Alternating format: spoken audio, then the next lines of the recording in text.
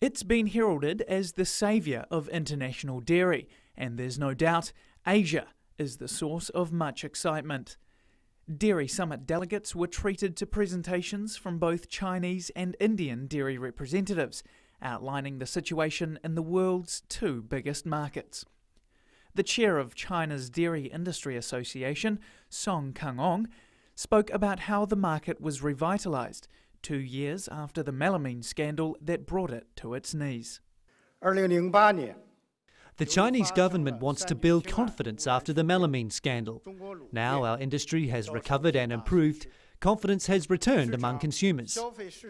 Mr. Kang-ong stressed the scandal had prompted increased safety and quality measures around China's milk supply, including the buy-up of many farms by government agencies.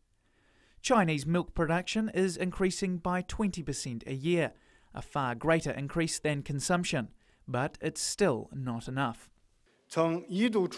We expect imports to continue increasing before domestic production can satisfy Chinese dairy needs. Then it was the turn of Deepak Tikku, chair of the Indian National Dairy Development Board. Mr. Tikku spoke about the incredible challenges facing Indian milk producers, most of whom are village-based farmers. He told delegates those family farmers need all the help they can get from organisations like his. I think it is important that the smallholder dairy production is encouraged, and what they need is financial assistance, professional and managerial assistance to be able to compete in the market.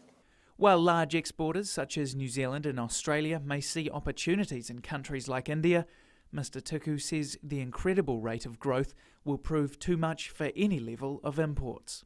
So while it is a difficult task, we have to do it, because I think people would also realize that if we need 200 million tons of milk and we are short of 30 or 40, 50 million tons, I don't think New Zealand or Australia or Europe can supply that milk. Next to address the conference was Nestlé's corporate head of agriculture, Hans Johr, who has followed the Asian dairy market for over 30 years. His message to the delegates was simple. In terms of demand and supply, my second point, a very simple recommendation: keep an eye on both countries and understand what is going there to understand what may happen in the dairy world worldwide. Mr. Johr says the food production climate in Asia is both exciting and challenging, and it will be interesting to see how things pan out. You're looking at the overall growth of both nations. And growth, GDP growth, is taking tens of millions of consumers into the consumption of dairy products. And that is going to create first demand before we have supply.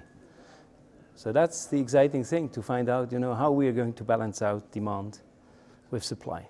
But for now, as the World Dairy Summit continues, most delegates will still be keeping one eye firmly on the East. Drew Chappell, Country 99 TV News.